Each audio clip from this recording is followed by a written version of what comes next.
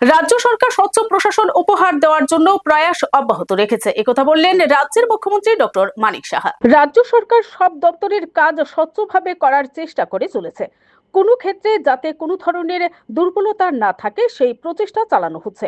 আজ সাংবাদিকদের মুখোমুখি হয়ে একথা বলেন রাজ্যের মুখ্যমন্ত্রী ডক্টর মানিক সাহা। তিনি বলেন, বিজেপির নেতৃত্বাধীন সরকার ক্ষমতায় আসার পর থেকে প্রশাসনিক স্তরে স্বচ্ছতা ফিরিয়ে আনার জন্য যথাসাধ্য চেষ্টা করা হচ্ছে, তাতে ব্যাপক সাফল্য মিলেছে। শিক্ষা, স্বাস্থ্য সহ অন্যান্য দপ্তরে বিশেষ গুরুত্ব দিয়ে কাজ করে চলেছে সরকার। কেন্দ্রীয় সরকার এবং রাজ্য সরকারের বিভিন্ন প্রকল্প সঠিকভাবে বাস্তবায়নের চেষ্টা চালাচ্ছে। Bureau report, BTV Tripura news. 4 বছরে যতগুলো দপ্তর আছে সব কটার দপ্তরের মধ্যে একটা হেলদি কম্পিটিশন ছিল এবং কাজ করতে গিয়ে যে ডেভেলপমেন্টের যেখানে প্রশ্ন আমার মনে হয় আমাদের 4 বছরে আমরা ডেভেলপমেন্ট করেছি এবং এখানে ডেভেলপমেন্ট ছাড়া কোনো কথা হবে না।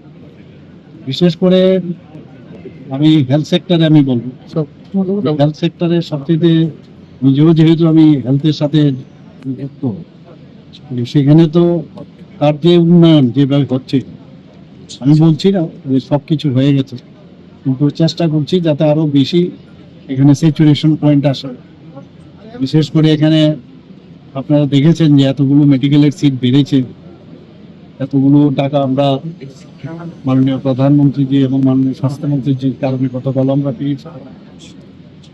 একদিকে ইনফ্রাস্ট্রাকচার ডেভেলপমেন্ট হচ্ছে, মানুষের সুযোগ সুবিধা বাড়ছে, বিভিন্ন যে আমাদের মেডিকেলই হোক, ডেন্টালি হোক, আজকে নার্সিংই হোক বা হোমিওপ্যাথিক আয়ুর্বেদিক, সেটাও অলরেডি কাজ সামনের বছর থেকে সেখানে ক্লাস শুরু হবে।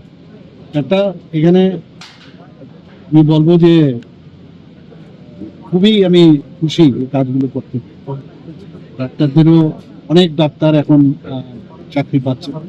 শুধু তাই না, আমরা অন্যান্য শিক্ষা দপ্তরেও আমি যে ইনোভেটিভ যে বিষয়গুলো আছে, অনেক বুনিয়াদী স্তরেই হোক বা অন্যান্য যেসব হায়ার সেকেন্ডারি এইসব বিষয়েও কিছু আমরা করতে পেরেছি। নতুন নতুন প্রজেক্ট নিয়ে আমরা কাজ করছি।